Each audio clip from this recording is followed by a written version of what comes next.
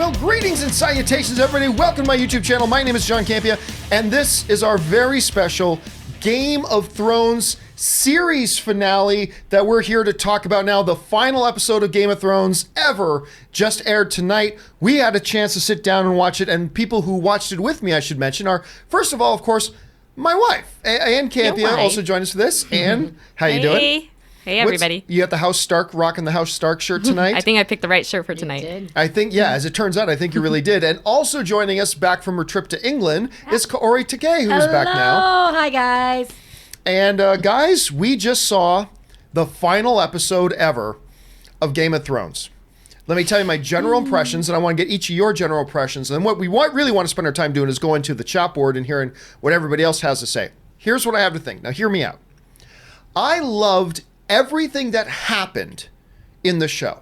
I did. I love that because you guys remember when John stabs Dany, I'm like, oh my God, he did it. Like, I totally wanted that to happen. I totally wanted him to do that, but I didn't think he would. I thought he let his like misplaced sense of loyalty and all that kind of stuff get in the way. He did. I was so thrilled with it.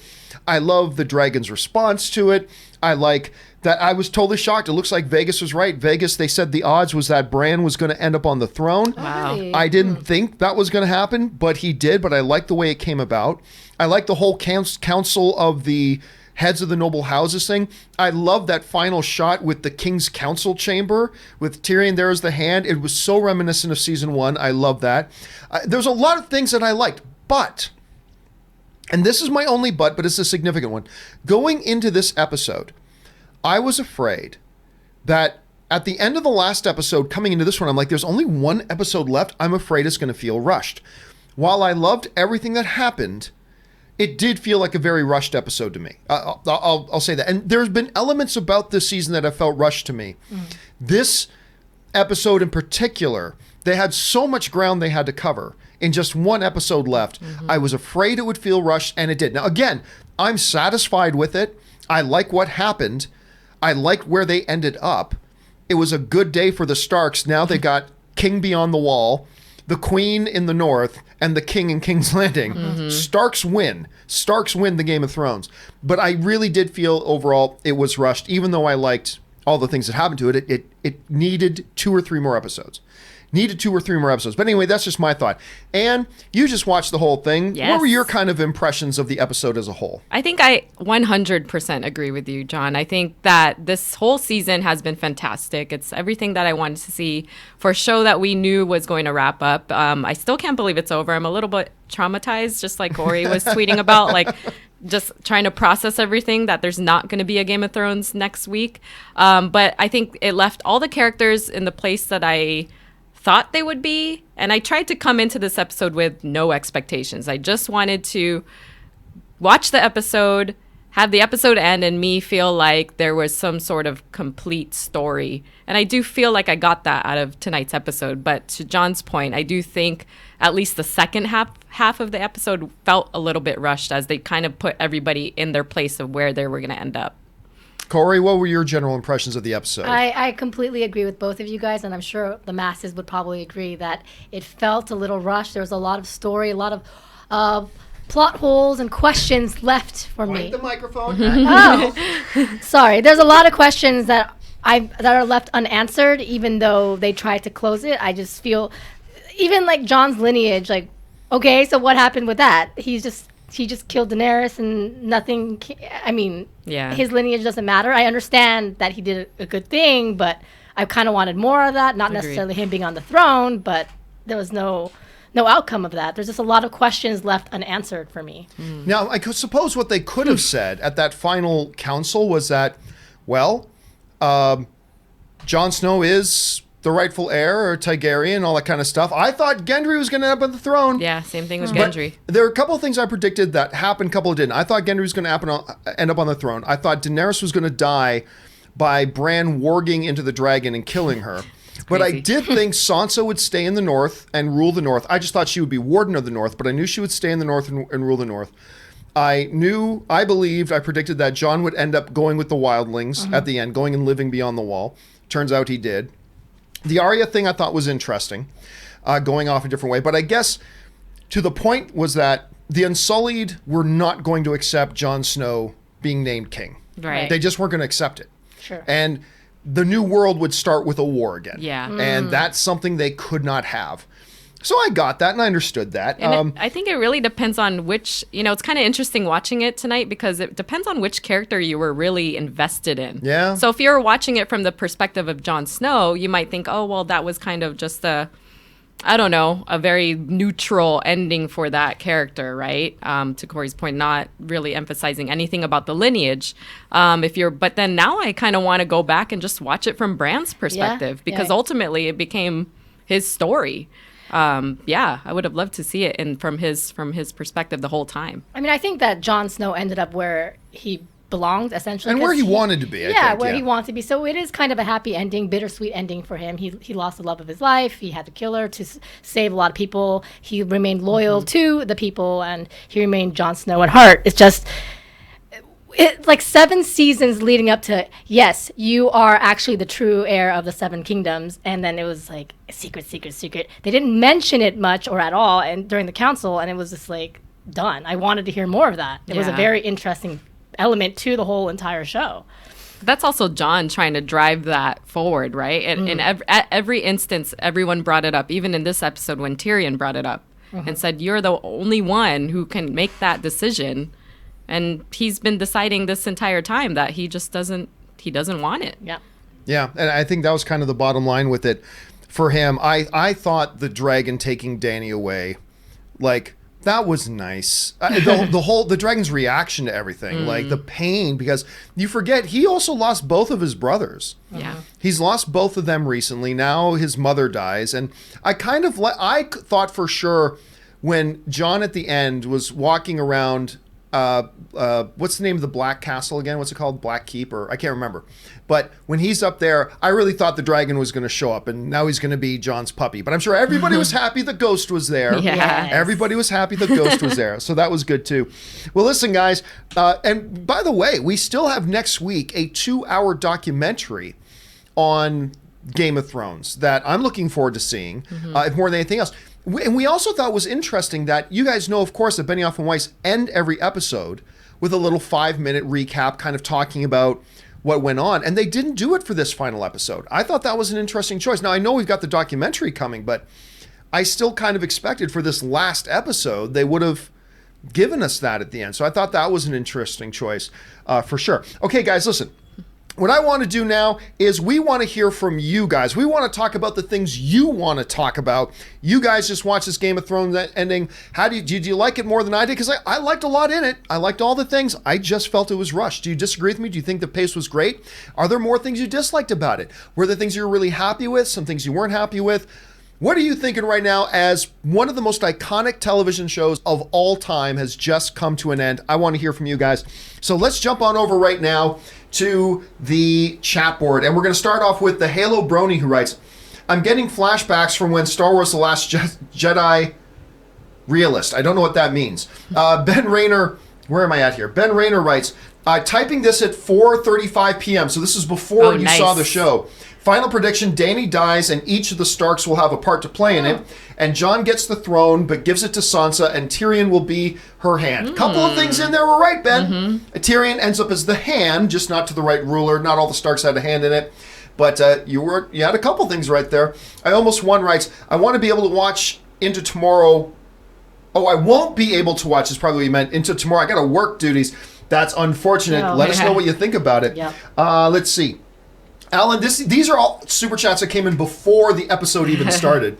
Alan Valley writes, who do you think will get an Emmy nom this season and who has the best chance of winning? I think Maisie Williams, but tough competing against her co-star. I think it's got to be Maisie Williams this year.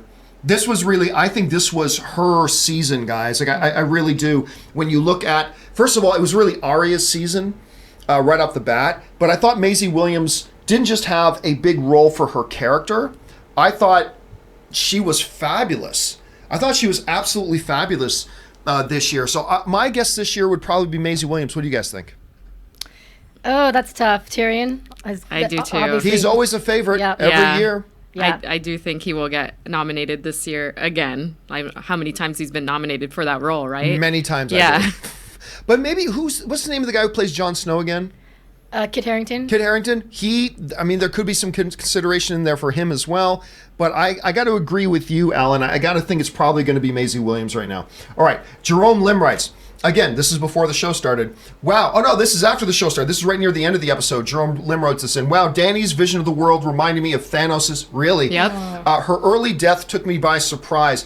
I agree. She died earlier in the episode, but I should have mentioned this off the top. Guys, there was a brilliant scene earlier in the episode with Jon and Tyrion as Tyrion is being held prisoner. And Tyrion basically lays out where all the Game of Thrones fans were at and talking about Daenerys. And he said, look, we should have seen this coming. The whole road here has been paved in blood. She killed all these people, but they were evil, so we cheered. Then she crucified hundreds of these people, but they were evil, so we cheered. And then she killed all these people, but they were evil, so we cheered. Everywhere she has gone, there has been blood and death, but we cheered. Never stopping to think, well, what happens when she thinks we're evil?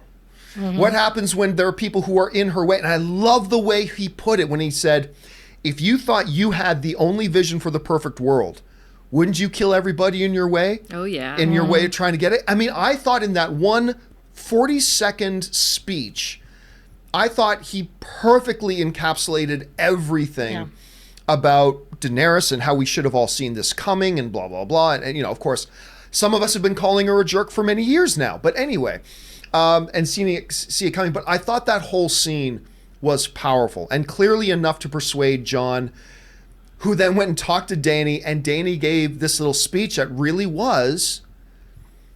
Here's the thing. You could look at what Dany said to Jon as being different for her. It wasn't. It was really totally in character. It's just that we as the audience were now hearing her from a different point of view. We were hearing her from a different perspective now. And we could see now what the expression of what she is and what she's all about. King's Landing was the ultimate expression of that. Yeah. And that was a powerful scene in that prison. And I did think it was going to be the last time Jon and him would see each other. I thought that would be the last time. I thought Tyrion was then dead. I really did. I didn't think Tyrion played another part. Did you guys think that was the last of him, or do you think he still had a role to play after that? I thought he was a goner. Yeah, I thought he was totally dead. Yeah, I didn't think Grey Worm was going to let him go. But Tyrion knew what he was doing. Jon was the last person that could get close to Dany. Yeah. Yep. And so that was his last effort. And even the dragon knew to get out of his way. Remember, dragon was blocking the door. Oh, it's you. Okay, I move out of my way for you. Right. And let Jon through. And powerful, powerful stuff. All right. Anyway, let's just keep going here. Jerome follows up. This is now after close to the end of the episode. This was at 7:02 p.m. Pacific Standard Time. That means the episode was still on. Tyrion's reasoning about breaking the wheel by choosing Bran. Damn, Vegas always knows. Love the series as well as this finale. So sad to see it end. Definitely going to watch the entire series again. Hell yeah. And you know what? I remember, guys, when I think I first heard, my friend Robert told me that the Vegas odds were putting it on Bran. And I'm like, both he and I were like, Bran? How Bran? And then Tyrion gives that speech and it's like, hell yeah, I guess that does kind of make sense. And while they didn't go full Republic like you were kind of predicting, Kaori, I like the new rules set in place. When the king dies, the heads of the houses get together again and choose a new king. Right. Or queen, whatever the case may be. The children of kings and queens are tyrants. So rulers are no longer born, they're chosen, blah, blah, blah. So it's kind of a little bit more towards that at the same time. But I was kind of stunned there a little bit. I was still, when he was making that speech, I was still expecting him to say, Gendry Baratheon. I was still kind of expecting that, but that's not what occurred. Anne, were you surprised when he looked up at Bran and said, Bran the Broken? Or? Yeah, absolutely. I mean, he could have chosen anyone. I actually thought he was going to dig deep and say, no, Jon, whether he wants it or not, is going to take the throne. But to your point at the beginning, the Unsullied were never going to let that happen. Yeah. So, yeah, I was surprised, but at the same time, it was making sense to me as he was telling the story. And I was like, yeah, Bran is the right choice. And what surprised me about that scene was that Sansa was the one that was really like, I understand that this is the right decision, but I also have to make the right decision for me. So I And think for the North. it's Yeah. positioned the North and now Bran ruling the rest of the kingdoms for us to maybe never see them at war again because they're siblings, Right, you know? yeah. So I think it's the best ending for all of the Starks. Again, it's a Stark win. Yeah. It's a Stark. Yeah, they absolutely. now have the new king beyond the wall. They have the queen in the north, and they have the king in King's Landing. All of them. But Kaori, let me ask you: like, as he was starting to give a speech, and they're trying to make the selection, I still didn't think it would be Bran. But so when it did you see that coming? Or if not him, who did you think it might end up being? I think as soon as Tyrion said Bran, I was like, I can go with that, but will Bran be okay with it? I thought maybe Bran would actually not want to take it, but Bran's response was the part that would surprise me. Because I think in previous episodes, Bran mentioned, knowing that he was the last son of the Starks, that he didn't want it, and that's not his place now. But then he switches it up and says this is why he's here, so... That was such a badass line. It says, "Why do you think I've come all this way?" Bran, ladies and gentlemen, Bran. That was a pretty bad. Seriously, this season has been about Bran not saying much, but when he speaks, All the time. it's like the things we do for love. I still think that was God. the best line of the entire season when he says that Yeah. to Jaime. Oh, the things. And what are you doing out here? I'm waiting for an old friend. I mean, every time he spoke, it was like gold this season, which was pretty badass. All right, let's keep going here. Gene Kelly writes, "The finale spoiled weeks ago. That's when the odds on Bran changed. You should never be able to bet on scripted shows." Yeah, I think you've got a point there. Although I don't know if Vegas odds put it on that just because other people saw it coming when we didn't, or did they actually get a leak? I'm not really sure, but I think you're right. You shouldn't be able to bet on scripted shows. But hey, if you're dumb enough to do it, then that's your own damn fault, probably. All right.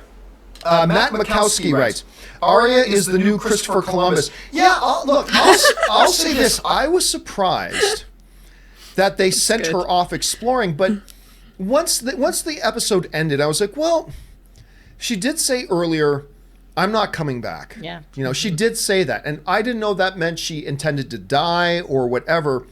But she's got to find her place now. She's got to find her place. And maybe her going off and exploring, and who knows, maybe setting up a potential spin-off series at some point. I don't know. That's exactly what I thought. Is that one with your head too? Show. No, Yeah, there's so many totally. options. Yeah. Because her story is really open-ended where everyone else is kind of closed, right? So you're like, okay, if there's going to have a spin-off with one of the Starks, it's probably her. Queen of the North, Queen of the North. I mean, you could do that too, but you're right. The Arya one seems to be the one most set up for that. So that's intriguing. Okay, let's move on here. Phoenix Rising writes, "Jon goes north of the wall to rule or grow old." I don't think it's an either or, Phoenix. I think it's a both and. Yeah. I mean, we know Tormund thinks he's a king. Yep. Tormund totally sees Jon as a king, and I think he is going to remember earlier in the seasons the people beyond the wall had king beyond the wall.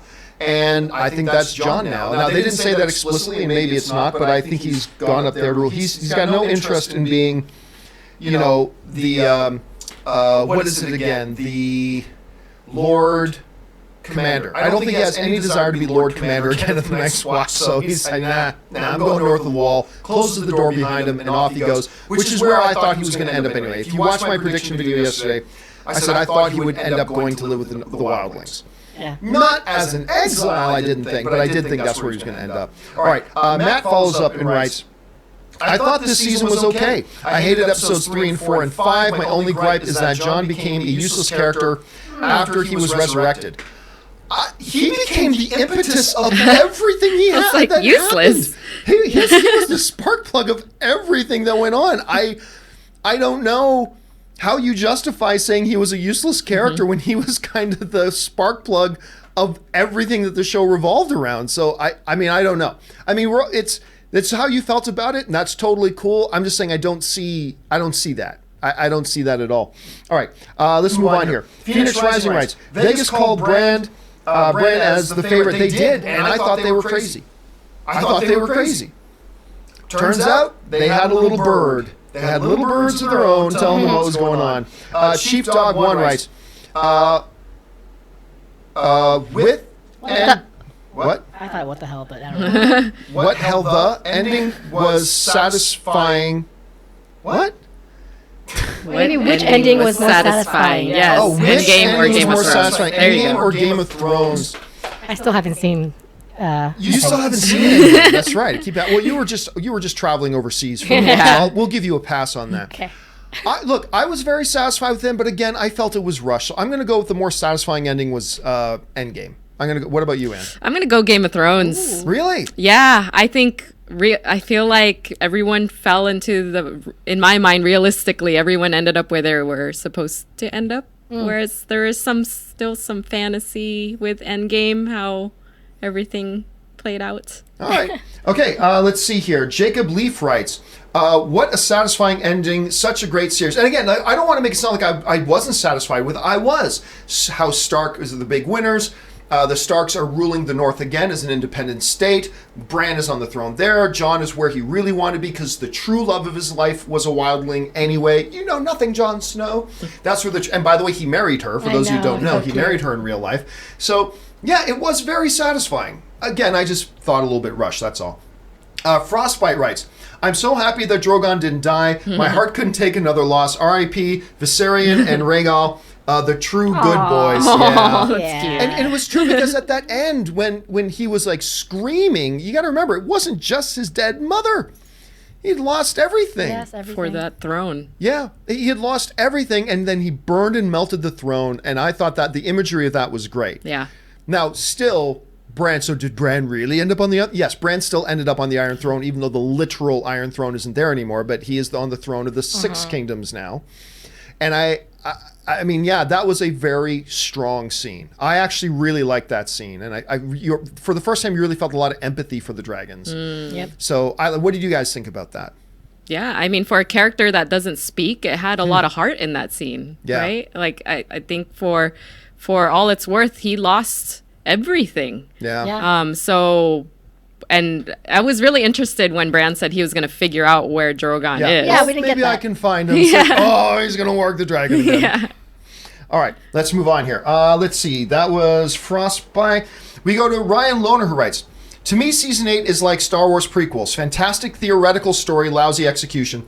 I disagree. I thought the execution was great, as a matter of fact. My one gripe has been, I felt this season I will never understand, they will never be able to justify to me having the final season of this epic show be only 6 episodes. And therefore, even though I've loved everything in it, there always was a little bit of a sense of rush, of it being kind of pushed forward a little bit faster than maybe it wanted to go. Particularly, I think, in this last episode.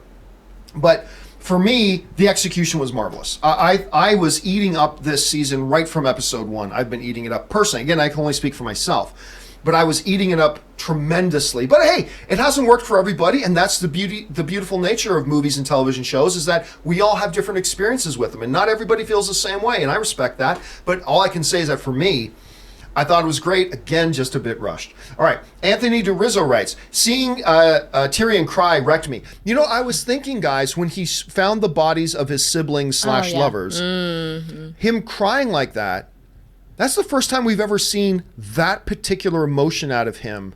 Like there's been pain and anger, but there was so much sorrow. Yeah. In that, and I don't think that's ever anything we've seen out of Tyrion before. I thought it was great. What did you guys think about that scene? I love Jaime Lannister, so I wasn't here. Oh, that's right. He's your favorite. Yeah, I wasn't here last episode, but I just want to say that for me, like, their death felt really rushed. That was something that I was very dissatisfied with. I loved it. I loved it. They died in a collapsing castle, in the castle that she was ruling as queen, where they had ruled together. I thought it was very poetic. Do you guys think there was a little bit of guilt from Tyrion as well? Because, I mean, he orchestrated them Sure. to end up in that place in some respect. But even without that, they would have ended up dead. But I'm sure he still felt a little bit. I was afraid that when he went down there, and there really wasn't all that much rubble. Like, I thought the entire place was going to be collapsed. So did I, the way thought, they shot it. Oh my God, is he going to find them still alive? I was like, please find them alive. Like when he saw the hand, I was expecting another hand to come out of the stone out of the stone coming, ah! Jamie's real hand Pet survived. Oh, please don't do the MCU fake death thing here. Please don't do that. It's not that I didn't want them alive. It's just that, to me, that was a very great ending for them. That Jamie went back to her. He didn't think she should be queen, but he didn't think she should die, had their child, all that kind of stuff. And ultimately, Daenerys killed them by bringing down the castle they were in. All right, let's move on here. Philip Dax writes, perfect ending, terrible execution to rushed. I don't think it was terrible execution at all, but I do think rushed. I thought the way John kills Dany, I thought was great. It shocked me. I was like, oh my God, he did it. Like, I was literally yelling out downstairs. And everybody's like, I can't believe he did it. He actually did it. Like, I just couldn't believe it. But again, yeah, a little bit rushed. Because, for whatever reason, 6 episodes is enough. No, it wasn't. I just don't understand that. 1.21 Gilowatts writes, Drogon's wings open behind Dany, chills. Oh my God. Great scene. When she's walking out and the demon wings come out, I'm like, oh my God, that is great imagery. There were so many shots in this episode and the entire season that I want to screenshot and just have as like my background for my computer. They're just beautiful imagery. Yeah. Yeah. Even like towards the end when we saw John walk through the other side of the wall. Yeah. And there's so many wildling children. It was like hope. Right? It was just beautiful. Yeah, it was like a brand new start for John, for the wildlings, for life beyond the wall, for all of it. It's a lot of good images, but yeah, that right.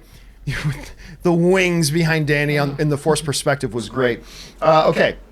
1.21 Gilowatts writes, I've always found this score amazing, but the word that comes to mind this episode is haunting. I'll give it that. Yeah, like I haven't appreciated the music as much as most people in Game of Thrones. But I know you guys have often talked about the music in it. Yeah. How did you feel about the music in this episode?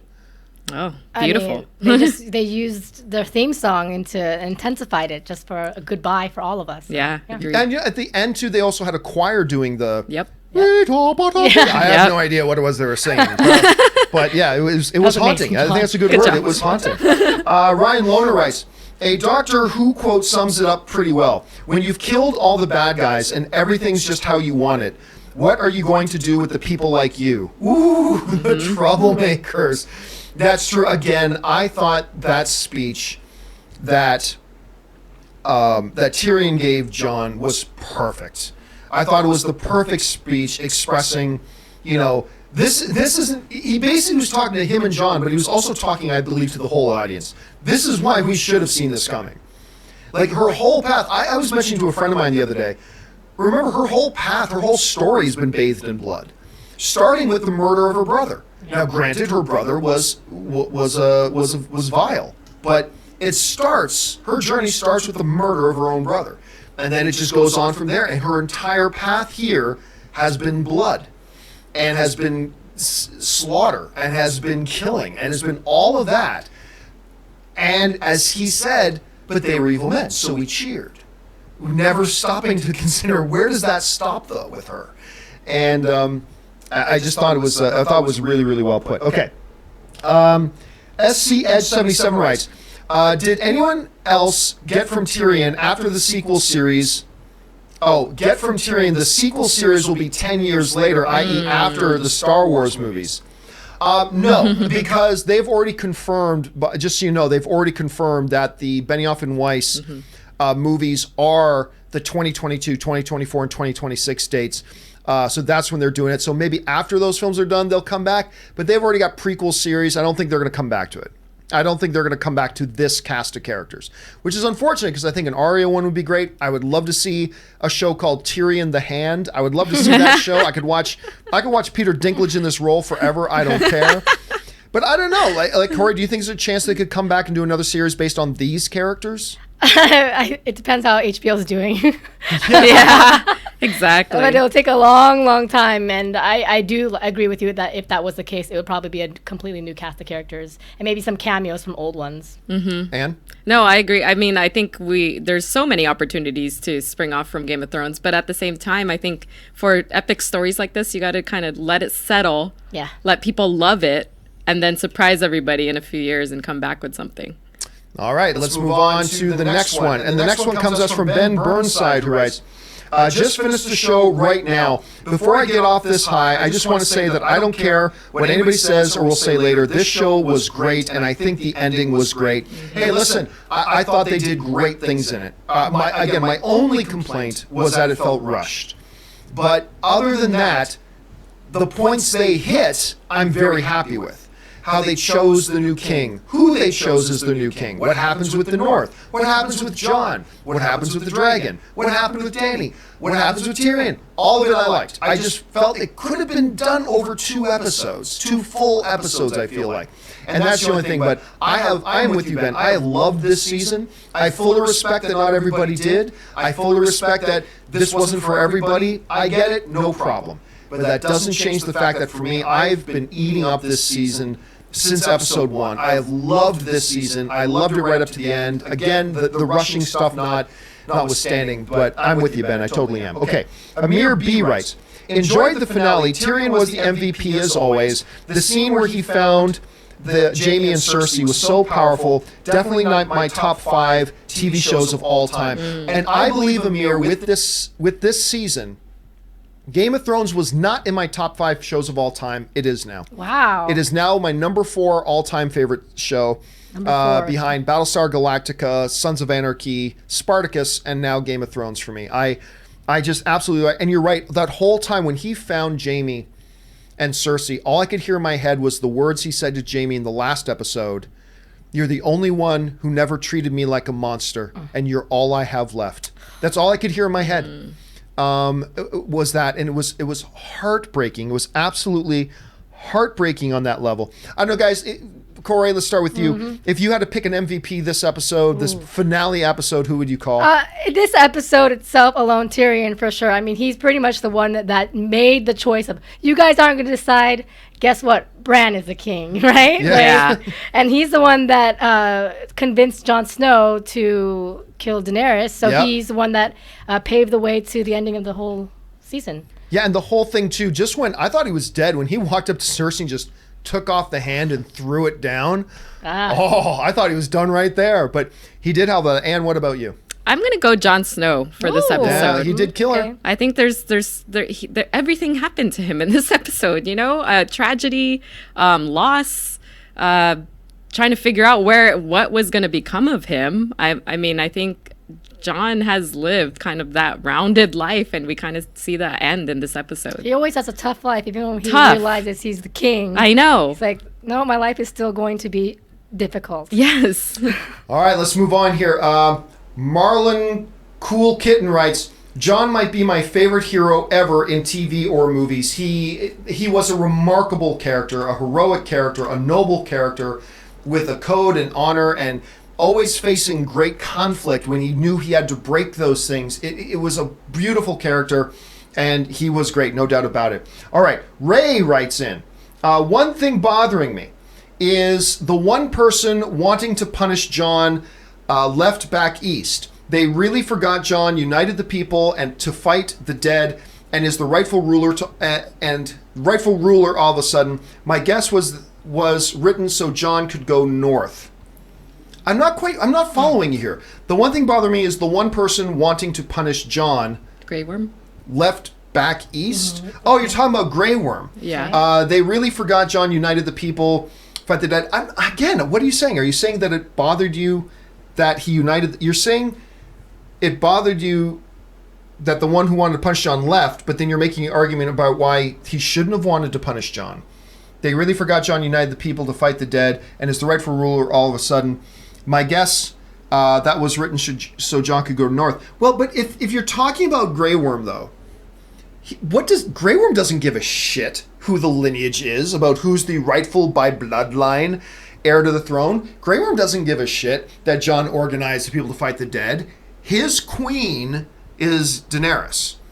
The woman who freed him, the one he is fighting for, the one he pledged his loyalty and allegiance to, was Daenerys. That's all that mattered to him. And his dead lover. And his dead lover. That's all that mattered to him. He didn't care about lineages or who decided to pull whoever together to fight who. He killed, in many ways, his mother, I guess, in a way. He probably looked at her a little bit as a mother, as not just a queen. So to me, that was totally consistent. I thought that was absolutely consistent. And the whole way that the whole Unsullied would be that way.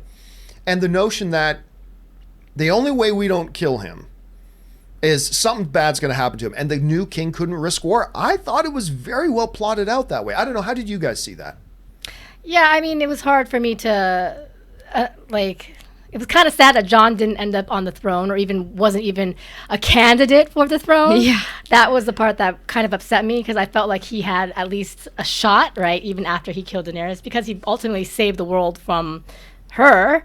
But it made sense. It made sense when Tyrion went back down there and told him like his fate, that he has to go up north because that's the only way that they can conserve peace. And Yep. No, Corey said it best. I agree. Totally. all right, let's move on here. Next one comes us from Angel Chang, and Angel Chang writes, "Bruh, let everyone vote."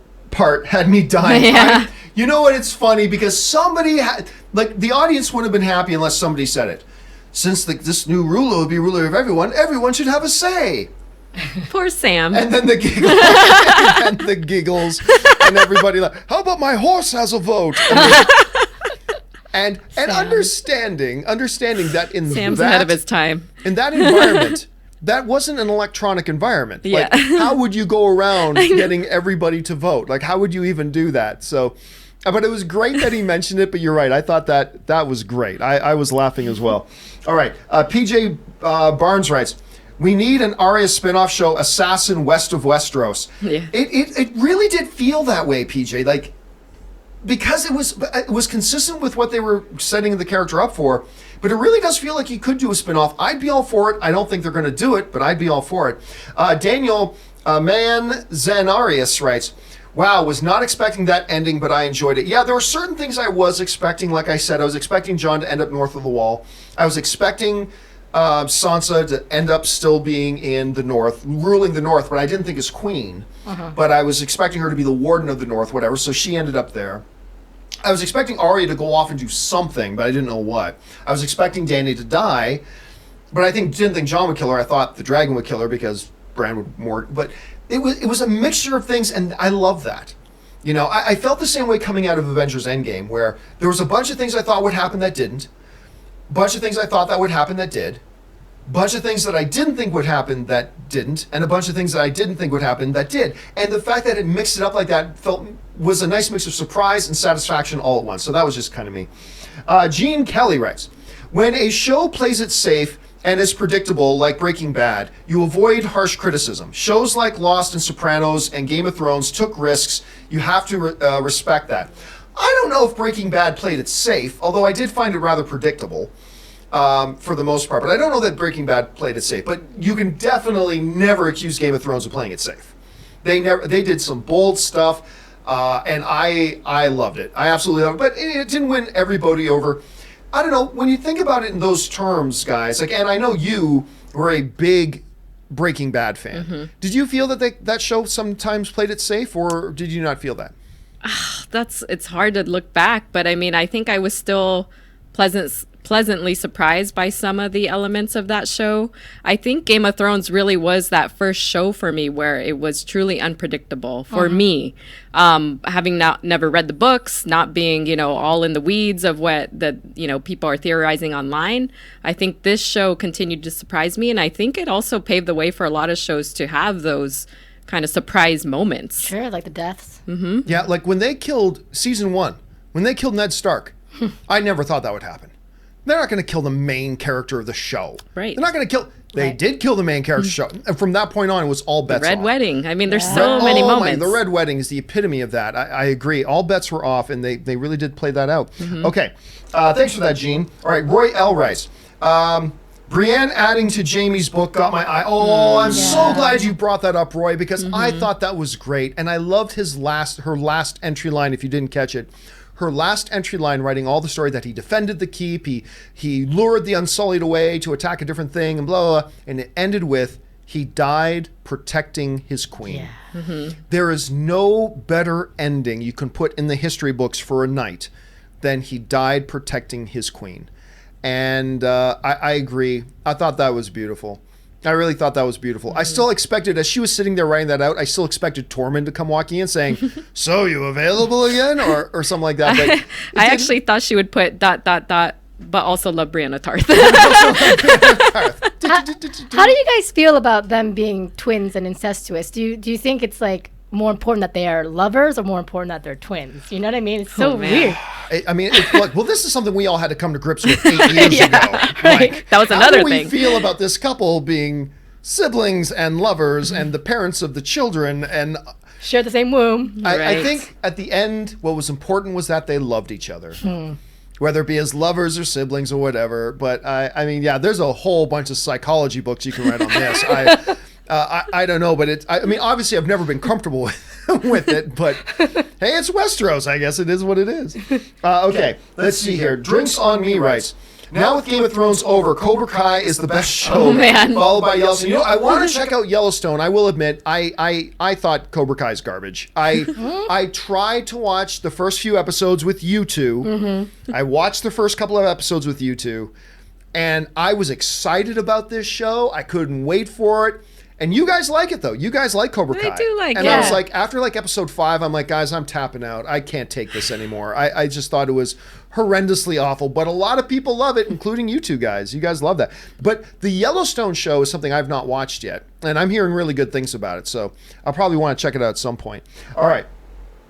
Nate Piacentino writes, First Royal Order, build more True. build more Rams. I like it. By the way, I love the little debate at the end about Master Coin thinks we should build brothels. I thought that was pretty funny Yeah. too. Ryan Lohner writes, at Drogon coming out of the snow, anyone else think at first it was Sandor and Gregor? Oh my God. I didn't. That would be crazy. It was a little too big to be Right. that, but if it had been a small shuffle under all the soot and the debris and everything, well, I still don't know if that was snow or if that was still falling soot. From the couldn't tell burning either. city, because I remember Anne a little while ago. There was a big forest fire not far from Anne's family's house. Yep. And for a day or It was more, falling. it was falling, and you'd think it was snowing, but it wasn't. It was the char and the ash that kept falling from the sky. So I don't know if it was the snow or what. I don't know what it was. I'm not saying it wasn't there, but if it had been the brothers coming out of there, I would have gone, okay, no, this I don't buy. But you guys never thought that, did you? No, I think it was no, I'd not. But I think it was all soot. But I think it felt like snow because it was symbolic that it was the Starks taking over, right? Yeah. Yeah. Winter has Yeah. come. Winter has come. All right. Let's keep moving on here. The next one comes to us from Ryan Rylan, I should say, Sampler, who writes, thought they really did John dirty. Guy liberates the free world and gets exiled for it? Yeah. Spare me. Only reason he was exiled was because of Grey Worm. Grey Worm left Westeros afterwards. Yeah. WTF. Yeah, I hear it. True, Good no, point, good absolutely. But it was the spot they were in. Yeah. The Unsullied were not going to stand for Jon not being punished. They can't start the new world with a new war. You know, regardless of how many soldiers they had outside the city, they had the Unsullied inside the city. And the Unsullied aren't a group you want to mess with. And it was kind of a catch that they were in, so a compromise had to be reached. And I like the way Tyrion puts it. Nobody's happy, which I means it was probably a good compromise if nobody's happy. And it really did. I agree. Jon got done dirty, but that was the price. That was the price. And he still, the price of it still, he ended up where I thought he really wanted to be I anyway. agree. Yep. Yeah. I think deep down he really wanted to be up north again. He never wanted to be king. And he was And he never happiest with the wanted to be Wildlings. Yeah. Yeah, he never wanted this throne or wanted to be king. But yeah, it does seem pretty unjust for the guy who saved the world. Yes. Okay, but that's life. That's life. Ben Burnside writes, I laughed out loud when Tyrion told Jon that he had to go back to the Night's Watch. I guess that's what you get for being a blind loyalist. He didn't seem to mind at the end, though, when he smiled. No, I agree, and that's why on yesterday's video, I thought that's where he would go. Like, I thought he would win the day, get offered the throne, give it to Gendry. I thought he would give it to Gendry. And then retire himself to go live with the wild folk. Because I thought that's where he would really want to be. And he did end up there, just in a kind of a different roundabout way of doing that. But yeah, there was something poetic about it when Tyrion says, you got to go be with the Night's Watch again. Yeah, there you go. Lord Commander again. All right. Timothy Platt writes, Peter Dinklage deserves all the Emmys. Yeah. I'll tell you what, you're not going to get any argument on me. I think Arya is going to get a big push. I think Maisie Williams is going to get a big push. But it's hard to disagree with you, Timothy, about just the job that, again, Peter Dinklage has carried this show from season 1. And he just carried it all the way through to this one. All right. Lycon Zero writes, Well, at least I still have the books. True. Not right now, you don't. I know. Yeah. And Hurry you may up. not get them for another 10 years or so. But apparently George R.R. did consult with Benioff and Weiss, talked about where the story was going to go and blah, blah, blah, and they worked that all in. But still, people waiting for these books for years. I don't know that he's ever going to actually put them out. I don't know that he's ever actually going to put them out. I think he might sit back right now and see the way the fandom... I'm not talking about just the fans who just legitimately didn't like this season. I'm not talking about those people who are the majority. I'm not talking about those. But George R. R. Martin might be sitting back right now saying, wow, people really turned on us. I ain't going to write any more books. I'm perfectly happy. Thank you very much. I got all the money in the world right now. No more books coming out of me because I see how you guys act. So I'm just not going to write any more. I won't be surprised at all if George R. R. doesn't put any more out. I'm not saying he won't. I'm just saying I won't be surprised if he doesn't. All right. Timothy Platt writes, turns out I had this spoiled for me, but when you see so many rumors, you don't know what's real, so it didn't affect me while watching. I'm lucky, Timothy. I didn't get it spoiled for me at all. Did you guys have any of the stuff spoiled for you? No. Yeah, so we were pretty lucky. Unlike Endgame, I did have a couple little things spoiled for me going into Endgame. But other than that, yeah, I think we were pretty lucky. And you're right, though. There's with so many theories and fake spoilers out there, it gets lost in our minds, so it doesn't really ruin the experience, which is something we're pretty lucky for. Evan Paeller writes, Brand the Broken, long may he reign. Absolutely. And I love the name for him, Brand the Broken. And Tyrion was so smart too, guys, when he said, like, his story will rally all the people. The boy who was pushed from a window, crippled, will never walk again, but he still did this and this and this and became the three-eyed raven and blah, blah. It's the story that does it all. And I love that they stuck with that name, Brand the Broken. That worked for me a lot. But again, I mean, big surprise level that they went with him. Even when Vegas said the odds were on him, I didn't think that, but they ended up with him. I'm surprised they didn't show a little bit more of him, considering he ends up on the throne in the wrap-up, right? Other than saying, maybe I can find the dragon. Like, I expected more, didn't you guys? Yeah. Yeah, but we always want more from Brandon. He never gives it to us, right? That's Yeah, true. that's a good point. Like, what more would we have seen? I almost felt like he might have narrated the last 5 minutes, you know?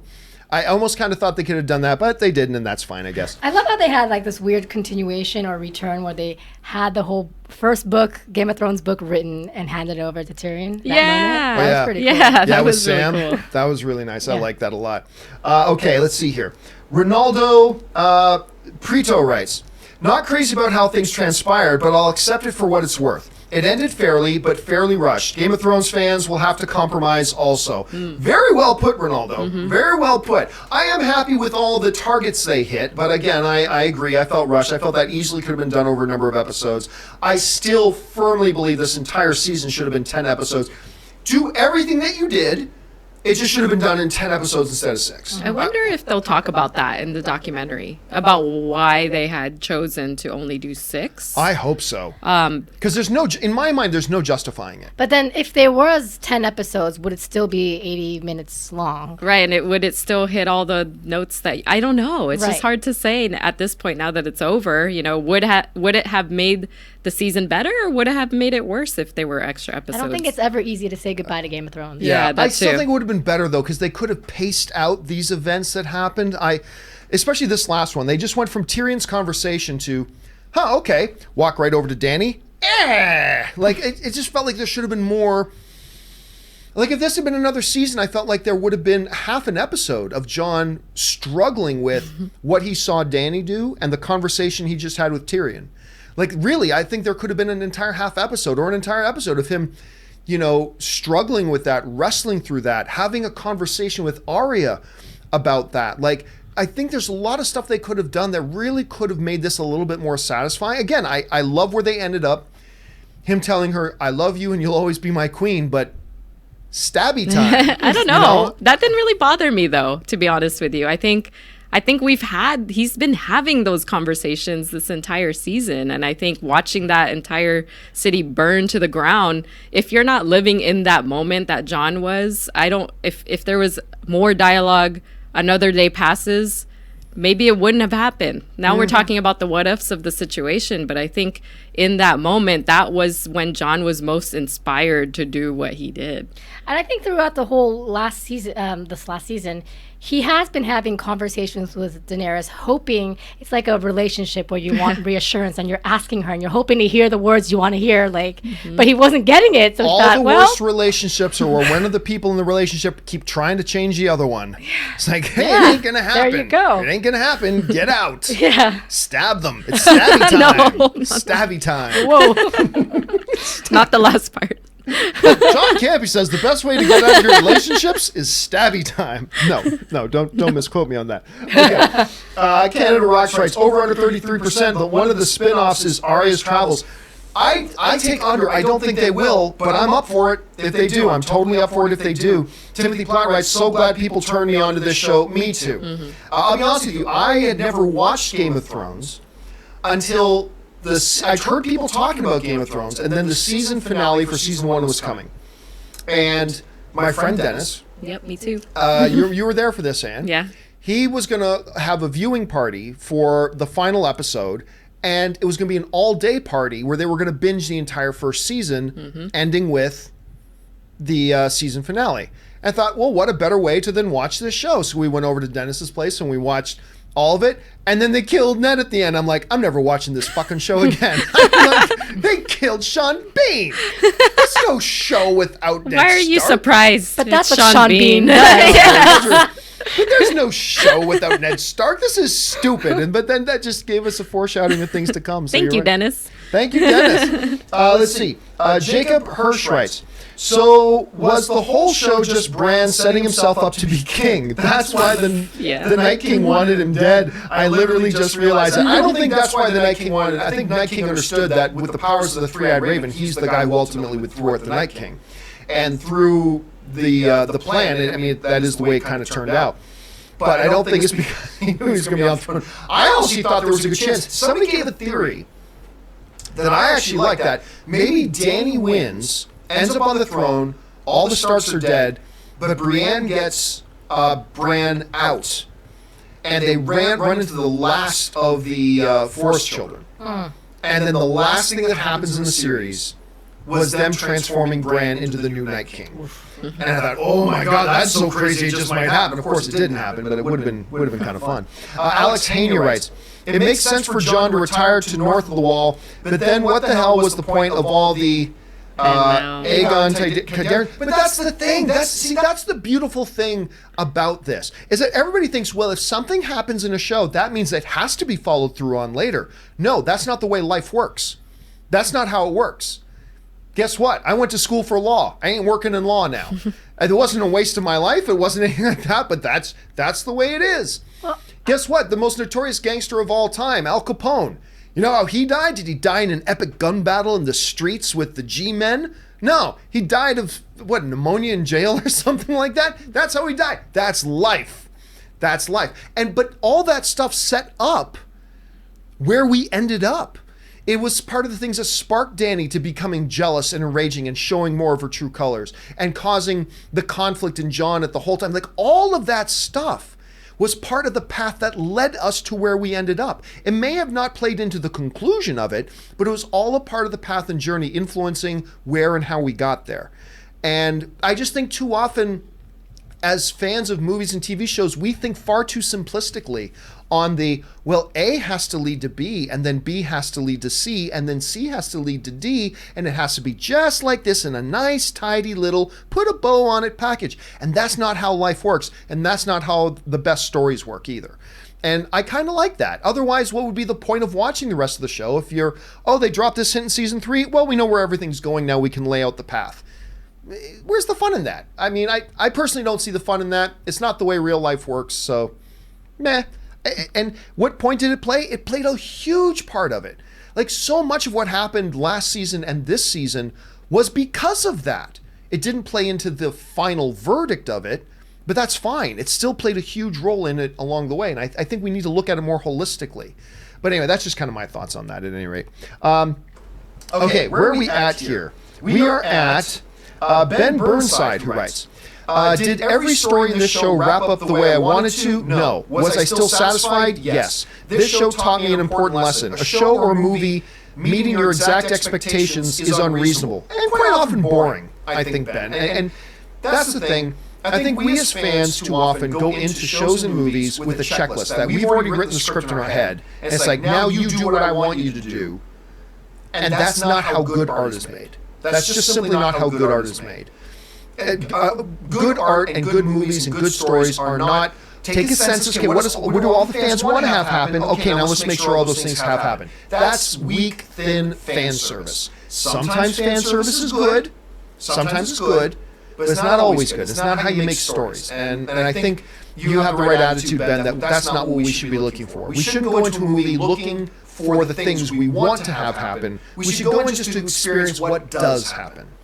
And then go with it from there. And I think you're looking at it the right way. And that doesn't mean you're going to like it. Not at all. It doesn't mean you're going to like it, but it doesn't mean you won't either. So I kind of like the way you're approaching that.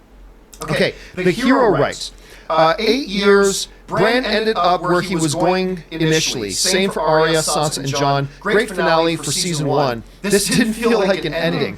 Well, I mean, I don't know that there's any way you could end this show, guys, with it definitively feeling like an ending. Like, unless everybody dies, right? Unless the Night King wins and sends the world to eternal dark. And I think, look, for many ways, this was the beginning of a lot of stories. It was the beginning of King Bran the Broken. It was the beginning of the independent nation of the North under Queen Sansa. It was the beginning of Jon Snow north of the Wall. It was the beginning of the exploration and the adventures of Arya Stark heading west of Westeros. I mean, in many ways it did. But I don't know if there's any other way to do that. Like, Kaori, can you think of any other way it really could have ended? No, I think the way it ended was the way it should have ended, because it leaves us as viewers giving a hope for all the Starks. And in the beginning, they were kind of beaten down with Ned Stark and all the Stark's children dying, but at the end they all survived through like lineage, right? So I think it's a good way of ending, but I do feel like it was rushed. Yeah. Anne? Yeah, no, I totally agree. I feel very satisfied with this ending, to be honest with you guys. I think I couldn't have pictured it ending any other way, except for, to John's point, if everybody just died. Yeah, and I do like the scene where they had the cutscenes from Jon Snow to Sansa Stark to Arya Stark, and they kept going back and forth, and it just reminded me that Game of Thrones was really about the Starks in many, many, many ways, and it ended that way as well. All right, we move on here with Stuck on Bucky writes, so Dany's allies didn't kill Jon. Fan fiction. Well, it was still kind of consistent. I mean, look, they took Tyrion, they had him locked up. They took Jon, they had him locked up. I think they understood you can't just kill Jon Snow. Yeah. And I think he knew that. I think he was still going to try to plead the case for it, but I was fine with that. Alex Henya writes, Dany got what she deserved, an unceremonious death. Well, I don't know if I'd call it unceremonious. I mean, she died at the hand of the man she loved. And she got what she deserved. She got what she needed to get on that level, too. Again, I really did think, guys, that Bran was going to warg into the dragon. And how oddly, tragically poetic would it have been had it been one of her dragon children killing her? Even if it was Bran in there. That would be sad. It would have been sad. It would have been sad, but it would have been kind of neat, too. All right, Canada Rocks writes, no way Jon comes back to the Night Watch. In a way, he is now king of the true North. Tormund foreshadowed it by saying, you have the true North in you. And Tormund also said, in that one episode where they're all celebrating the victory over the White Walkers, he said, that's a king! Remember? And it pissed Dany off when he said that. But they really did foreshadow that. And again, I think his heart has been there ever since he went up there. I think that's where his heart has been. I think he wanted to go back there, but he wouldn't because of duty and all that kind of stuff. That's where the love of his life was from. That's where he fought. That's where he really became who he was. And I think that, do you think that, but if he didn't go back up there though, Anne, where do you think they could have, like, he couldn't be on the throne. So if he didn't go back up there, where else do you think Jon could have ended up? In King's Landing, on the council, back in Winterfell? In my head, Jon was dying with Dany. Actually, that was my expectation, is that Jon was so conflicted because he loved this woman, but at the same time, the whole conversation about duty over love and love over duty, I mean, that was the predicament he was in. And I think after he killed Danny, I thought he was going to feel so much regret for what was done. And he even spoke about it that I don't know. I thought maybe he would die with her. What do you think, Kaori? I think again, I think it's just the way it should have. I think he should have belonged where he belonged. I think he ended up exactly where he's going to be the happiest. Yeah. All right, let's move on here. Who was that? That was Canada Rocks. We move on now to Alex Henya, who writes, I shouted yes when John reunited with Ghost. Yeah, best moment of the episode. That and seeing Sam as the Grand Maester. That was perfect. Sam as the Grand Maester. But as soon as I saw John reuniting with Ghost, I thought, well, this is going to make a lot of very unhappy people a lot more happy, because there were so many people angry that when John and Ghost parted, John just gave this really sad look to Ghost and then went off like, how come Ghost didn't get a proper goodbye? And I got it. But I thought when they reunited and came up and they put his head on his head, I thought, okay, this can make a lot of people. I know you love that, Anne. Oh, of course. Of course. I'm like, oh, that's why they didn't actually formally say goodbye. Oh, cool. He lost his ear. I know. He did. Yeah. He's lucky that's all he lost out of that battle. I mean, he's lucky that's all he lost. But yes, Sam as the Grand Maester was awesome. Perfect. Yeah. Absolutely perfect. Okay. Everett Lewis writes, over under 25%, they bring it back down the line. Oh, like just bring back Game of Thrones? Well, we know they're going to do a prequel series. Whether they come back to revisit Arya Stark or Jon North of the Wall or just relaunch the series, I'm going to take the under on that. I don't think they will. But I won't say 0%. I won't say 0 on that. Alex Henya writes, this probably would have been a great ending to the series if it didn't feel like we were racing towards it the whole time. Again, it's hard for me to disagree on that. Like, I have, as one of the biggest defenders of this season of Game of Thrones, because I've loved it, I have to concur and agree that there is simply no justification for making this thing 6 episodes. There's just no justification for it. There was no justification for making last season only 7. You literally cut 7 episodes out of the final 2 seasons, and there was no need to. You're not hurting for money. You're not hurting for viewership. You certainly weren't hurting for story to tell. You had a lot of stuff in these 2 seasons that easily could have been paced out a little bit better into 10 each. I agree. So I'm with you on that, Alex. I'm happy with it. I am totally happy with it. But it did feel rushed to me, and on that I concur. Okay. Mad1306 writes, what was the point of John's arc of him being the true heir to the throne when no one mentions it at the trial at all? Because it's irrelevant. By the time it got to the trial, that point was irrelevant. That was something that just the Unsullied would not accept. That was something that could not happen. This guy could not get the throne by killing my queen. And that was a non-start. And they were ready to go to war over it. They were totally ready to go to war over it. And so him being a Targaryen and the truth, that's off the table now. That's totally done. It becomes a completely irrelevant point to the subject and to the topic. No one's going to go for it. And if they're not going to go for it, what's the point of bringing it up? So I think just to bring it up, because it was such a big elephant in the room this whole entire season. But also one of the things that I've said too, though, from the beginning of this was that, remember, he doesn't really have a claim to the throne. The Targaryen line is deposed. The Targaryen line was deposed years ago, and Robert Baratheon and the Baratheons became the lineage. Technically speaking, the true heir to the throne was Gendry Baratheon. It wasn't Jon Snow. It wasn't her. It wasn't Dany, because their line was deposed. So, and that point, I really thought it was kind of pointless. Now, bringing it up was important for the journey of the story, because that sparked a lot of the things that happened along the way that got us to where we were. But to me, in that final council, again, to me, it was a moot point, because it didn't actually carry any weight and it didn't actually have any meaning at that point, because lineages and all that kind of stuff aren't the point anymore. We got an army in the city. We got an army outside of the city. We're all ready to go to war again over this. And at the heart of it is this guy and his fate. What do we do with him? They compromised, and as Tyrion said, nobody ends up happy, and that's probably the sign of a good compromise. So that was my. I thought that was perfectly set up. I really did. I thought they set that up perfectly. Ben Burnside writes, I know it's not important, but I loved it how the Unsullied and Dothraki armies magically grew more and more per episode after Winterfell. Though I didn't feel that about the Unsullied. I never thought too many Unsullied died. Like, there was a lot of Unsullied, but there was a lot of Unsullied to start with. The Dothraki are the ones, to me, that their numbers seem to grow after the Battle of Winterfell. Because if you remember, even though a bunch of them retreated, right? Like, they all rushed out in the first wave of the Battle of Winterfell, right? And almost all of them die. But a bunch of them you do see retreating back. It wasn't that many. Unless they kept, like, a regiment or two of the Dothraki behind and didn't send all the Dothraki on the first initial push. Like, if that's the case, fine. But I really did feel like the Dothraki numbers were kind of magically growing. Did you guys sense that?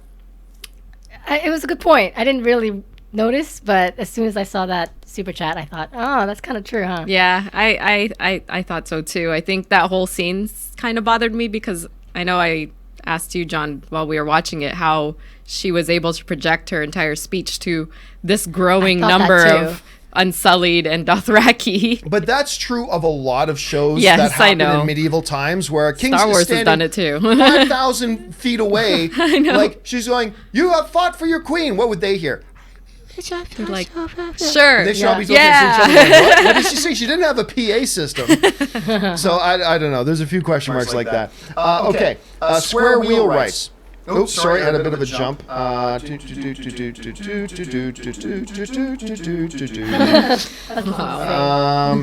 Wow.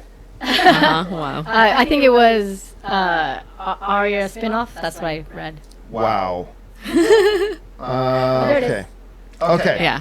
Hey guys, listen, I'm just going to let you know, if you have not sent in a super chat yet, please don't send in anymore. Because we are now only 1/3 of the way through. We're only 1/3 of the way through. Yeah. So if you have not sent in a super chat, I'm going to suggest you don't send anymore. Or you can if you want. You can if you want. Just understand, we've only got about 20 minutes left here. And then I'm going to address the rest of them in a follow-up video to this probably tomorrow. I'll answer all the rest of the questions that got sent in probably tomorrow. We weren't expecting this much a response. But don't worry, if you sent one in, or if you still want to send some in, you can. Just understand, I'm probably going to have to get around to the last of them or most of them tomorrow. Just so you realize. So we're going to go through, because we've already been going an hour and 10 minutes here. We're going to go through a bunch more. And by the way, guys, you're going to hear a little bit of noise in the background. It's getting warm in the studio here, so I'm going to turn on my AC. So that's going to be a little bit loud, so forgive that. Okay, we're going to keep going on now. Square wheel rights. Do you see Arya spin-off series in the future? Again, you're not the only one to ask that, Square Wheel. A few people have been bringing that up and asking about that. I would be totally for it. I don't think they're going to do it. But if they suddenly announce, if HBO announces tomorrow an Arya spin-off series, I won't be completely surprised, but a little bit surprised because I don't think they will, but we'll see. Just Call Me Jay just sends in a super chat. Thank you, Just Call Me Jay. Zach Remsburg writes, Bran, when you contribute nothing to the group project, but still get an A. My favorite meme. Yeah, that was a good meme. I didn't see that one. Was that an actual meme? Oh, yeah. He is the three-eyed raven. I mean, he is the one who kind of foresaw everything and got everybody together. But it's true. He had like what, 7 lines this entire season. That was funny. When you you got to share with me that meme. I got to see that because that sounds hilarious. Okay, Alex Spur writes. Where are we at here? Alex Spur writes. Drogon almost was king. Who could have stopped him? Yeah, if he decided he wanted that throne. So cute. Actually, one of the people watching the show with us was actually screaming, "He's got to end up on the throne." Remember, Soul was yelling, "Yes, Drogon's got to be king or Ghost." Soul's he said voice. either Ghost or the dragon should end up on the throne. And it looked like for a second we might have got that. I was half expecting the dragon to talk. Really? Yeah. Smaug. Yeah, a little bit like Smaug there. I almost expected the dragon to speak. What would you have wanted him to say? I don't know. I know. I don't know. I don't know, but I would not have fallen out of my chair in shock if the dragon spoke at that point. I'm just saying. That's all I'm saying. Okay. Roman Stewart writes, my least favorite episode out of the entire series. Oh, that's too bad you feel that way. I disagree, but hey, that's how you felt, man. That's how you felt. Let's see. Go Talk writes, to me, this episode saved this final season. I was a big fan of the final season anyway. You know what the funny thing is? I will say this, but you got to understand, I've loved this season. This was my least favorite episode. I still liked it. I still liked it. But I think, if I'm going to be honest with myself, I think this was my least favorite episode of the season. Because I loved episodes 1 and 2. Despite the darkness of the Battle of Winterfell, how visually dark it was, couldn't see anything, I still really enjoyed that. Loved episodes 4 and 5. I like this episode. I like the ending. I feel very satisfied with it, all that kind of stuff. But again, I just felt so rushed by it that if I had to rank them, this is probably my least favorite episode of the season. But I like the season overall.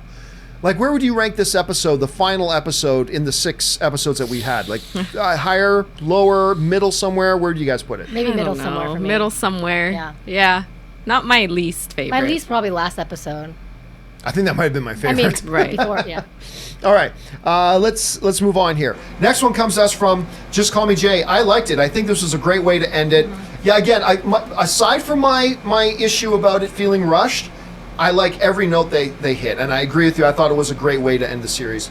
Jose Garcia writes, I think John deserved a better ending, not king because he didn't want it, but something. He can't even bear children or anything. Yeah, but remember, he was defying the rules. He was defying the order to go and do Night's. He left the Night's Watch. Remember, the show ends with him leaving Castle Black, going out of the wall with the wildlings and going north of the wall with the wildlings. So he's already defied the order. He ain't living by the rules anymore. Mm-hmm. He's going to go off and have his life, and I think he will take a wife and he will have children. Yeah, I think very possible. Yep. Yeah. I think that made that pretty clear, right? By him leaving, he was already defying the order, wasn't he? Like, why wouldn't he now take a wife and have kids and all that kind of stuff if he wanted to? I think everyone knew that was within the compromise of what was going to so. happen. Nobody's there watching John the whole time. Yeah, I think Sansa, Tyrion, all of them knew that was kind of the life they were willing to give him, and he would be happy after all. Exactly. All right, we move on. Let's see. CJ Dunn writes, my favorite moment the whole episode was Brienne filling Jaime's portion of the Night's Book cry time. Completely agree, CJ. It was a beautiful way to end it. I was hoping that wasn't going to be the last shot, though, because Brienne's been a big character in the show, but not big enough that she should be the last shot of the show. And I was kind of feeling like, ooh, are they going to end this whole thing with her writing about Jaime? Is that really the last? But I loved that scene. And she wrote it out, wrote several pages. And again, the ending of it with, he died protecting his queen. That's the part that was like, oh. Yeah. So nice. It must have been hard for her to write that. Yeah. Because she loved him, and she knew that she would never be his number one. Yep. It was always going to be his sister. Still weird to think about that. Okay, we move on here. Spider-Punk 2003 writes, I have mixed feelings, satisfying but rushed. I'm completely on the same page with you, Spider-Punk. Completely on the same page with you. Go Talk writes, 1 of 2. I was hoping that Dragon was going to light up John with fire and anger, only to see John emerge unscathed, reaffirming his destiny. However, we got what we got. Wish a lot was different, or like you said, more episodes definitely needed. I was expecting that exact same thing. I was really expecting him to just toast up John, and then a naked John to be standing there, because clearly all of his clothes would be burnt off. I was expecting a naked John to be standing there, and then the dragon bows. I don't know what was going to happen after that, but and then he talks. Then he talks. He says, "Damn you," or something. But instead, a very symbolic thing, melts the throne, takes the body of his mother, and flies off. And I thought, by the way, how great was to see Bran, at the table at the end there. I know. As the master of coin, the Littlefinger's old job. Of course. He always wins. Yeah. He always wins. Somehow, yeah. He always wins. Okay, just a couple more guys here. Jeff Jones writes, I am cool with Bran on the throne, but was that his whole plan all along? If so, it will change my view of him. I don't think that was his plan. No. I mean, he may have foresaw it, but I don't think it was his plan. And they reaffirmed it at the end. He goes, I don't want to be king. Yeah. It's like he asks Tyrion to be his hand. Tyrion says, I don't want it. And Will says, well, I don't want to be king. So, but here we are. Yep. So you're going to do it. And I like how the first thing somebody says, you can't do that. And he goes, of course I can. I'm king. Like, Bran the boss. You can call him Bran the broken all you want, but Bran the boss. But I don't think that was ever his intention or what his motivation was or what he wanted. He probably knew that's where it was going to end up because he is the three-eyed raven. But I don't think that changed the fact that that wasn't his intention. It's not what he wanted. It's not what he wanted to be. And do you think this was part of that conversation him and Tyrion had in Winterfell? Well, see, if I look back on that, I feel like Bran just told him his journey His up story. to that point. Yeah. And that's what Tyrion, that's why it Used. ties up what he used to say this is why he should be king. Right. Yeah. Right? Otherwise, you could have said to John in his prison room, by the way, you can argue with me all you want, but I know you're going to leave here and go stab her in the heart. Right, Stabby time. That's how you end relationships, ladies and gentlemen. Stabby time. Okay. Last question we're going to take. Regular one, but then what I want to do is some of you guys have sent in some pretty large super chats, and I want to make sure since you did and you're supporting the channel that way, I want to make sure we get your questions answered live here on the show. And then everybody else who sent in your super chat questions, do not worry, they are going to get answered. I'm going to do a companion video this tomorrow, and we'll follow up on that and get that stuff all answered and tucked away. So the last regular one in order we're going to take is Kelsey Orlando, who writes, Bran the Broken, first of his name, king of the Andals, protector of the realm, and first rider of the mobile throne. Yeah. Who was it? Was it Ryan, our buddy Ryan? Did he show you that picture of the Iron The throne with the wheelchair. With the wheelchair? Yeah, it's awesome. I thought that was great. I thought that was so funny and so great and a great representation of Bran. All right, let's now, so don't worry, so Paul M. and Michael Bradley and Ren Davis, don't worry, your guys' questions are going to get answered in a video here tomorrow. Keep your eyes open for that. For now, I'm just going to skip down through because we're running out of time, and I just want to make sure the people sent in the larger ones because it's supporting the channel so generously get their questions answered here live. Cersei City Traveler writes, pacing of Game of Thrones the last 2 seasons very consistent with each other. Sopranos broke up the last 2 seasons. It felt a bit like that, minus quick pacing. Watched as a whole 70-hour movie. Will some of the rushed criticism subside? Thanks. Interesting. Great. Interesting. See, I got to admit, if I'm not complaining about one thing, I'm complaining about another. There are certain seasons of Game of Thrones that I thought were dragged out. Yeah, agreed. Right? Yeah. Like what?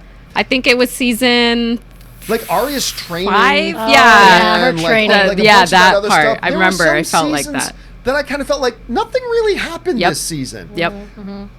And now I'm complaining that, oh my God, this season was completely rushed. Yeah. I think you just bring up a great idea, Cersei City Traveler, that maybe if we sit down and just binge the whole series, maybe it feels more evened out. Yeah. Maybe it does. Maybe I'm just criticizing from my perspective where I'm at right now, and maybe if I take a step back, now I don't think I will, but maybe you're right. And maybe if I take a step back and look at it more in a grander perspective, maybe it feels a little different. You raise a great point. Maybe, and look, let's face it, there's a lot of us who are going to be rewatching this entire season again pretty soon anyway. Yeah. This entire series, I should say, pretty soon. So when I do, I'll let you know if I thought that way. I'll let you know if I thought the same thing. Okay. Bobo Vasquez writes, where do we go here? Bobo writes, I was a little disappointed in this last episode to a degree. It did tie up things for me, but still, I do like Brienne wrapping up Jaime's arc. I've been big on Jaime's great deeds. I've loved the Jaime character. As the evolution of the character from, just Kingslayer, the guy who pushed Bran out of the window, to the noble part of him coming more and more to the surface after that, to turning away from Cersei. He never turned against Cersei. He turned away from her to go and keep his honor, to fight for the living. But at the end, he needed to go and try to save his sister at the same time. He wasn't going to fight for her, but he was going to try to save her. I love that arc. And I thought it ended beautifully, and it would have been kind of cool if he survived, but he had the ending that he had. But I honestly, seriously, not one of my 3 favorite characters in the show, but outside of that top echelon to me, one of my favorite arcs in this series so far. How did you guys feel about Jaime? Oh, I love Jaime Lannister. I loved his evolution, and I just think it's really sad that we went through 7 seasons, 8 seasons to have him build up into a changed man. But even when going back to Cersei, he was a changed man. So it was great. I just didn't like how he died. I just didn't like that it was so, well, these walls are falling on top of you. That's the end. I wanted something better for him. Anne? Yeah, there was really something, about a lot of the stories, but about Jaime in particular, that was very Shakespearean to me. I think for all it's worth, his entire journey is something that I would want to go back and just rewatch it from Jaime's perspective, because I think he's a tragic hero. He's grown so much. Yeah. All right. We move on now to Alex Von Gollum. And Alex Von Gollum writes, Hi, I'm conflicted with the ending. Didn't feel Game of Thrones-like. Left things like Prince that was promised forgotten. I loved how Tyrion faced Dany and threw his pin. To me, he's the MVP's finale, or the finale's MVP. I agree. He is the finale's MVP. I think the season's MVP was probably Arya, but the finale's MVP was definitely Tyrion. I don't know what he means, like, left things like Prince that was promised forgotten. I don't know what that means. That was a prophecy. Oh, right. But again, I like that some of those things should be let go of. Otherwise, it's just, you forecasted the entire series 8 years ago with some stupid prophecy. But anyway, but yeah, I dig it to me that now. So guys, I'm calling Arya the MVP of the season, Tyrion the MVP of the finale. Who would you give those two particular awards out to? Oof. Season and finale? Yeah. Oh man, I say Jon Snow of this season. Of the season? And finale Tyrion. I'd give Jon Snow the season, and I'd give Bran the finale. Oh, okay. Because who's the king now? The king's the winner. The king's the winner. Okay, we move on here, and next up is here we go. Clifford Fawcett writes, "I love the scene when John killed Dany. When John killed Dany, we're talking. I got a serious 90s and 80s high fantasy vibe. Yeah, and that one shot of Dany with Drogon's wings outstretched behind her. Again, like if there is a best moment, I wouldn't even give it to the stabby part. I'd give it to that Dany standing there now in her Darth Vader blacks. Yeah. In case you were a little confused, is she good guy or bad guy? Oh, wearing black. There we go. Wearing her all blacks and standing there, and just the force perspective of the like demon wings. Such powerful imagery. I love that, Clifford. I'm right with you on that. And you're right, it had a little bit of that 80s and 90s high fantasy vibe to it a little bit. And her magic megaphone voice that Unsullied half a mile away can hear her talking, despite the fact that the Dothraki are on horses clanging, going, we can still hear Dany completely clear as day. Is anyone sad that she didn't physically sit on the throne? No, I'm not. Is that tragic for her story that she didn't actually sit on the throne? That would have been weird. Yeah. I'm glad she didn't get that honor. Plus, somebody in our Game of Thrones pool would have got like 200 points if for she that. Sat down. If she ended up sitting on that throne, they would have gotten like a lot of points. I think that was you, right? Actually. I don't think I had Dany. Oh. I don't think I had Dany, so that would have pissed me off if she actually ended up sitting in that throne. Because in our Game of Thrones pool, like we drafted different characters, and you get points for killing, dying. You get points if they die. Nudity, sex, eating, one-line jokes, but there's a big thing for sitting in the Iron Throne. Yep. And I didn't have Dany, so I didn't want him to sit in that throne. Like, don't sit in that throne. Don't sit in that throne. Maybe that's selfish of me. Admittedly, probably is. Well, no one won, so. But, That's true. Don't let her have sex again. Don't let her have sex again. She's racking up too many points having all this sex. Okay. Let's see.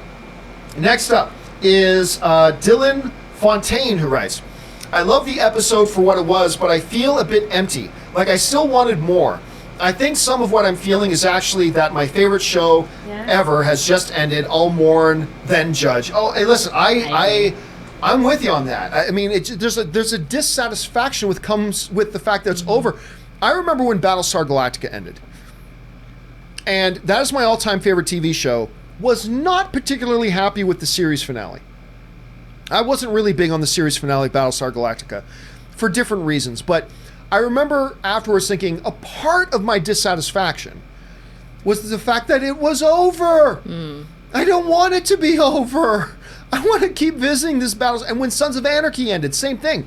I wasn't totally thrilled with the series finale of Sons of Anarchy. I was even a little bit unhappy with the series finale, although I generally thought it was okay. But I realized part of it was I don't get to go to the table anymore. And I don't get to visit it more. And I am sure there's a bunch of us who are probably feeling like, what do we do on Sundays now? Yeah. Even though we haven't had a Game of Thrones on a Sunday in 2 years. But still, what do we look forward to on Sundays now? I mean... what do we talk about with our Game of Thrones friends? I know. We're talking, like it's... so I'm totally with you. Like, we like this or we don't like this, whatever. But... wrapped up in everybody who is or has been a Game of Thrones fan is this, there's a bit of dissatisfaction that now it's done. Yeah. It's over, and it really is too bad because you feel like it could go on. This felt like the beginning of 4 brand new stories. Yeah. Bran the Broken, Queen Sansa, The Adventures of Arya, and John King Beyond the Wall. There's 400 stories. Come on, let's keep this thing going. Yeah. You have an audience. You have money. HBO is going to lose half their subscribers tomorrow when the Game of Thrones is done. I don't know. I felt like they could have kept going. Okay, let's see here. Next up will be... Maybe that was it. No, we have one up from Sif, who writes, HBO offered the showrunners more money to do 10 episodes, but they said no. That is what truly made me enraged at the pair. Again, I love Benioff and Weiss. I love what they have done with the season. I love. There is no justification for why not do 10 episodes. I get it. If you wanted to end it after episode 8, that's fine. But why cut it short? Why put your own backs against the wall and say, well, all the story we want to tell, now we got to tell it in 6 episodes? I don't get.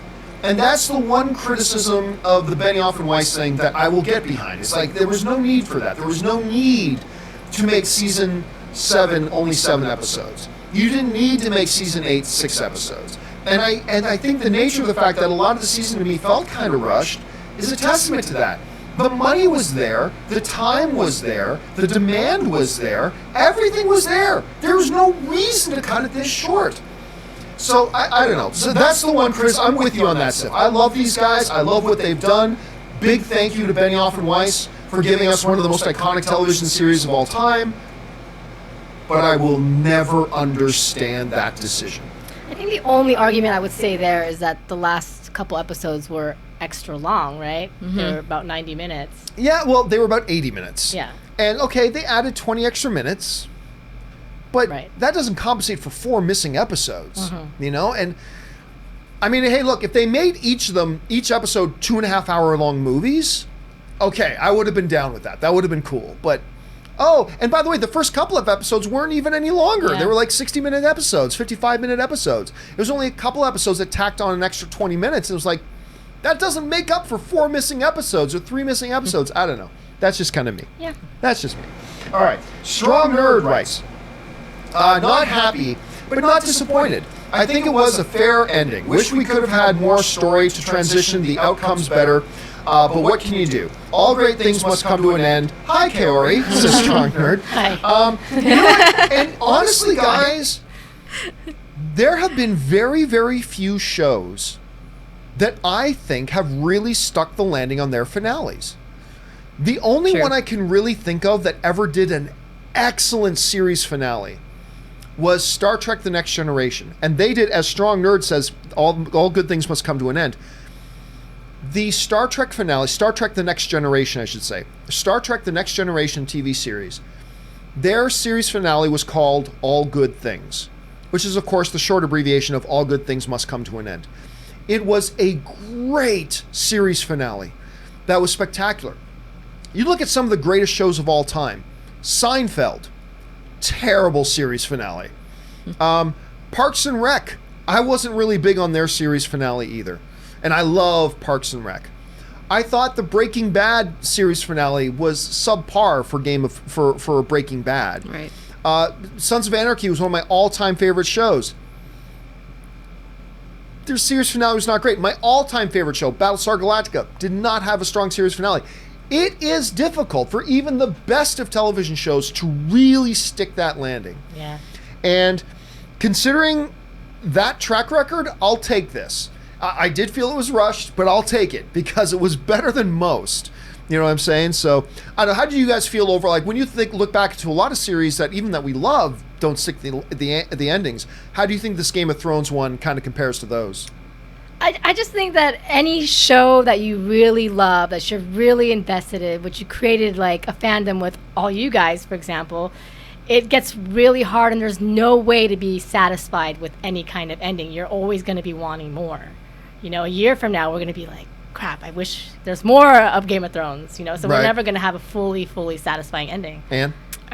Yeah, I think they definitely stuck the landing here. I think the only other show I've ever felt like I want more because I truly love the characters that they've left us with and the stories they left us with is Firefly, and that's only because Firefly was cut short. Yeah. But this is one of those instances where I'm going to be searching for fan fiction. You know, I want to see what you guys think is going to happen to John now that he's off with the Wildlings. I want to read people's stories about how they carry out Arya's story arc.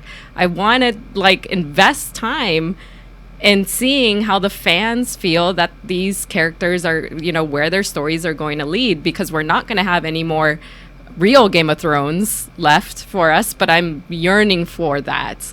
And I think a lot of shows, they'll end and then nobody's talking about it. That's you know? true, yeah. And one of the people that was watching with us got up and said, okay, well, you know, in next week, nobody's talking about Game of Thrones. And that kind of pissed me off, because I'm thinking Game of Thrones will be with me forever. Like, I just want to see where people want to take these stories, if they'll ever revive it with any, you know, spin-off series. Well, we know And it's a great. prequel series is coming. We know that's coming. They've already announced a lot of the cast for that, so that's coming. But that's prequel stuff set like 1,000 years earlier. I can't remember how long I think earlier. they've accomplished what you should do in a finale, is that it's left the fans wanting more. At Yeah. least a certain segment of the fans. Yes. Not everybody. Clearly not everybody. What but a I- bunch of them were. What I do hope for in the prequel, I didn't see the people that they casted yet, but I'm hoping that they do bring new upcoming actors and actresses that we started loving, because these people that, I mean, they were renowned actors and actresses, but they weren't as big. Like, Yeah. this is the show that got Other them than Sean Bean. huge. Well, I mean, Sean Bean, the guy who played Robert Baratheon, but for a lot of them were complete unknowns. Yes. Right, first job. So I hope that they Yeah. do that. I hope they continue and they don't bring on, like, I don't know, some Tom Hanks as, you know, Okay, Night well, King. I'll be I would down take for Tom Tom Hanks, but, you know, maybe some other people. Call I me know what you crazy, mean, I'd though. be down for Tom. Hey, should take. You're gonna take one more here just for fun of it. Mason Barr writes, very underwhelming, but Anne will always be queen. Oh, thank you. I appreciate it. There you go, Anne. That's Anne will sweet. always be queen.